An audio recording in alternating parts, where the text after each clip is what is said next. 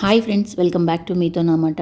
ఇవాళ వీడియోలో paneer fried rice ఫాస్ట్గా ఈజీగా ఎలా చేసుకోవాలో చూద్దాం. దీనికోసం ముందుగా ప్యాన్ పెట్టుకొని కొద్దిగా బటర్ వేసుకొని కొన్ని పన్నీర్ ముక్కలు వేసుకొని ఒక స్పూన్ కారం అలాగే హాఫ్ స్పూన్ సాల్ట్ వేసుకొని పన్నీర్ ఎర్రగా వచ్చే వరకు ఫ్రై చేసుకుంటున్నాను. ఇలా కొద్దిసేపు ఫ్రై చేసుకున్న తర్వాత పన్నీర్ పీసెస్ అనేటివి ఇలా ఎర్రగా బాగా ఫ్రై అవుతాయండి. తర్వాత మనం ఒక ప్లేట్లో తీసి పక్కన పెట్టుకుంటున్నాను. ఇదే ప్యాన్లో 2 స్పూన్ల ఆయిల్ వేసుకొని అల్లం వెల్లుల్లి ముక్కల్ని ఇలా సన్నగా కట్ చేసుకున్న అల్లం వెల్లుల్లి ముక్కలు వేసుకుంటున్నాను. అలాగే పచ్చిమిర్చి ఒక ఉల్లిపాయ ముక్కల్ని కూడా వేసుకుంటున్నాను. ఇవన్నీ కొద్దిగా ఫ్రై అయ్యే వరకు ఫ్రై చేసుకుంటున్నాను. ఇప్పుడు నేను ఒక క్యారెట్ని ఇలా సన్నగా కట్ చేసుకున్న క్యారెట్ ముక్కలు కూడా వేసుకుంటున్నాను. అలాగే హాఫ్ స్పూన్ పసుపు, ఒక స్పూన్ కారం, పావు స్పూన్ జీలకర్ర పొడి, అలాగే హాఫ్ స్పూన్ గరం మసాలా వేసుకొని ఈ మసాలాలన్నీ బాగా ఫ్రై అయ్యే వరకు 1 నిమిషం పాటు ఫ్రై చేసుకుంటున్నాను.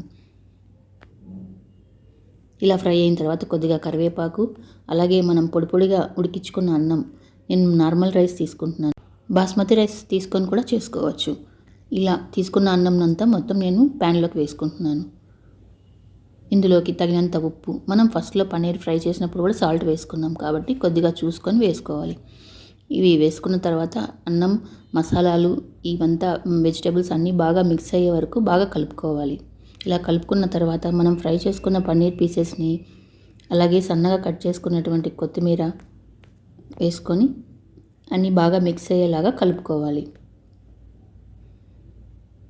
1 నిమిషం పాటు ఇలా కలుపుకొని మనం గ్యాస్ ఆపేసుకొని ఇంకా సర్వ్ చేసుకోవడమేనండి.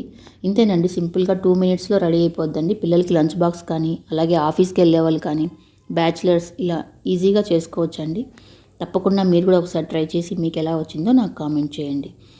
నా వీడియోని తప్పకుండా లైక్ చేయండి, షేర్ చేయండి. అలా నా ఛానల్ని ఫస్ట్ టైం చూస్తుంటే సబ్స్క్రైబ్ చేసుకొని ఛానల్లోని బెల్ ఐకాన్ క్లిక్ చేయండి. Thanks for watching.